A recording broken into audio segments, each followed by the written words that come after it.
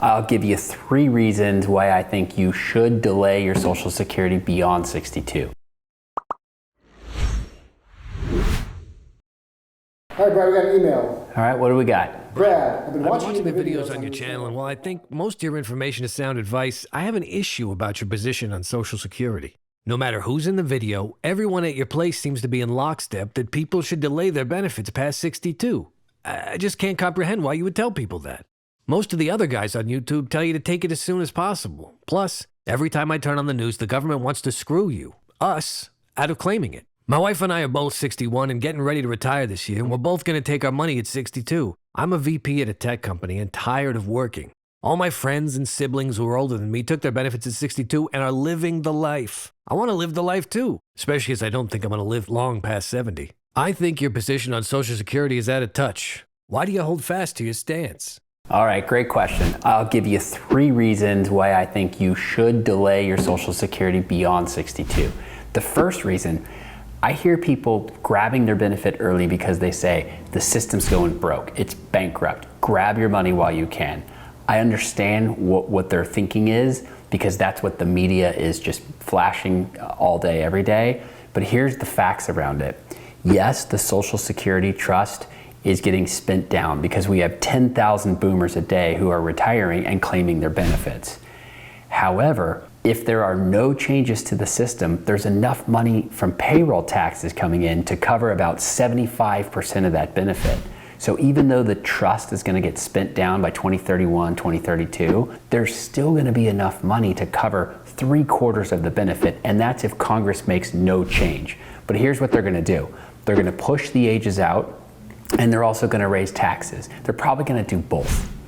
And they're not going to do it until it's a political crisis. They're going to do it in the 11th hour, midnight of the day before that the system really has a problem, because solving the problem is not going to be a fun solution. Having the ages pushed out, having the taxes raised in order to fund it, those are both not pleasant solutions, but that's the right way to solve this thing. No politician's going to let Social Security die on their watch. It'd be political suicide for Social Security to die on any party's watch.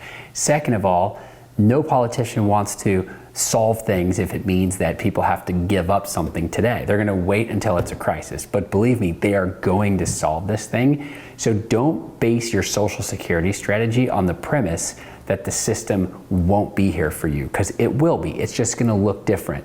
Those ages that you can claim are going to be pushed out, as they should be, because the system was designed in the 40s when people would retire and then die at 65. It was never intended to pay for 30 years like it's currently doing. So if you're 61 right now, I don't think that when they push the ages out, I don't think that's going to affect you. I think the last time they did this was back in 1983, and it was phased in over multiple decades. So any change that they enact today is not going to impact people for, I would say, 15, 20, 25 years from now. So if you're 61, I think you're in the clear. Number 2, by grabbing your benefit at 62, you're leaving 70% of the benefit on the table. In other words, your benefit at 62 is about 70% less. And I understand why people do this. The number 1 reason why people do it is they say, they've looked at the numbers and they're telling me, there's no way they're going to live until age 80 or 81, which is about how long you'd have to live for it to make sense to delay all the way until 70. Now, I'm not saying that you should delay all the way till 70, but every year that you delay beyond 62, that benefit is increasing at a guaranteed 8% rate. There's no investment that I could offer you that's going to grow at a guaranteed 8% rate. And it's guaranteed by the full taxing ability of the US government. So when we model this, what's better is spend money from your IRA, spend money from your 401k, take money from your taxable brokerage account, spend your cash, let your Social Security continue to compound at 8%, and then the benefit is larger in the future, which will then enable you to take less from your IRA and your 401k. And the longer you live, the more impact this has, and ultimately leaves you with more money in your investments at the end of the day than by doing the other strategy of grabbing your Social Security benefits early, thinking that you're preserving your investments. The longer you live, it actually doesn't pan out so well for you. But that's the other contingency. The other reason why people take their benefit early, nobody thinks they're gonna make it till age 80 or 81. So if you know for sure that there's no chance you're gonna make it till 81, don't delay, take it early. I understand that, I get that. But what I see happen is most people think, oh, it won't be me. I'm not gonna live that long. But think about this, when it comes to your survivor benefit, if your benefit is the higher of the two, if you're married and your benefit's the higher of the two benefits, your benefit is what your spouse will inherit when you die. That's called the survivor benefit. And too many times I see people make the mistake, they make the decision around Social Security timing as if it was a one-person decision. It's not. This is a two-person decision, because maybe you're not gonna make it till age 80 or 81, but if your wife does, or your husband does, if your spouse does, then, and your benefit's higher, they're gonna switch over to your benefit. That now becomes the survivor benefit. Their own benefit goes away, and so now they're gonna live on that survivor benefit for the rest of their life. Case in point, my wife just lost her grandmother. She was 2 months shy of her 97th birthday. Now, she lost her husband over 30 years ago, but she outlived him by 30 years and made it almost all the way to 97. All of us know somebody who's living into their 90s. You don't have to look far to find people that are living longer and longer than we've ever seen before. But there's this belief that's really prevalent that, oh, it won't be me, it won't be me, maybe it'll be him or her, it won't be me. Well, hey, if you're married, there's a 50% probability that one of you guys is gonna make it to your 90s. Now, maybe it's not you, but can you guarantee me that your spouse is not gonna make it to their 90s?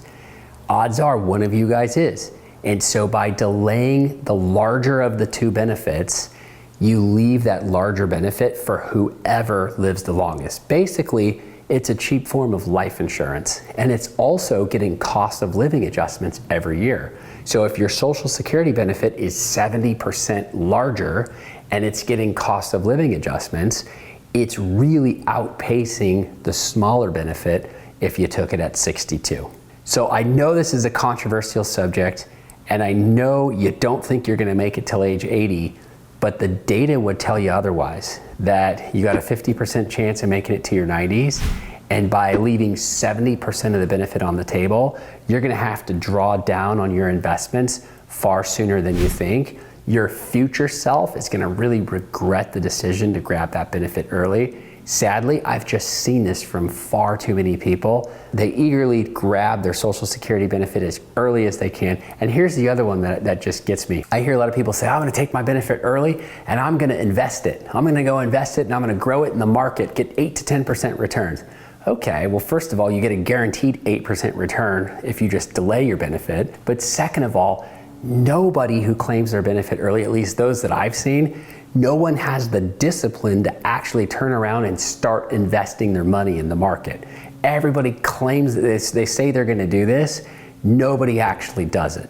So if that's part of your strategy, just keep that in mind. And then lastly, if you claim your benefit early and you decide that you wanna go back to work and you pick up a part-time job or you do something for fun, now all of a sudden there's an earnings penalty that could literally reduce your Social Security benefit down to 0. So if you're making too much money and you're collecting your Social Security benefit before your full retirement age, it could get reduced down to 0. So know the rules, have a plan, study the coordination of your Social Security benefits along with your other benefits as well as your investments. Truly, there's fantastic studies out there that show take distributions from your investments earlier, let your Social Security grow and get a deferred 8% guaranteed, and then switch that Social Security on later and reduce the distributions from the investments. If your goal is to have more money at the end of life, that's the best way to do it. I understand your goal may be, let's have some fun right now while we can. We're in our 60s and we're fit and we're healthy. We want to go do this. And you may not think that you're going to make it till 80, but think again, because the data would tell you there's a very good likelihood that you'll make it far beyond 80. Look, I know you want to grab your benefit early, but the real thing that's going on in your life is what you really want. You want to stop working. You're sick and tired of working. You've been at it for many, many years. You're ready to get into the next season of your life. That's what this is about. You're done working. And I understand, I get it. But just because you're done working doesn't mean you have to grab your Social Security benefit at 62. There's smarter ways to do this. You want to have a plan in place. You want to create a retirement income plan that takes all factors into consideration and really looks at a multi-decade, multi-decade approach when thinking about when to claim your Social Security benefit. You're gonna live longer than you think. So make good decisions around this. I hope you found that helpful. Make sure to like and subscribe our channel and share this with anybody you know who can use this help.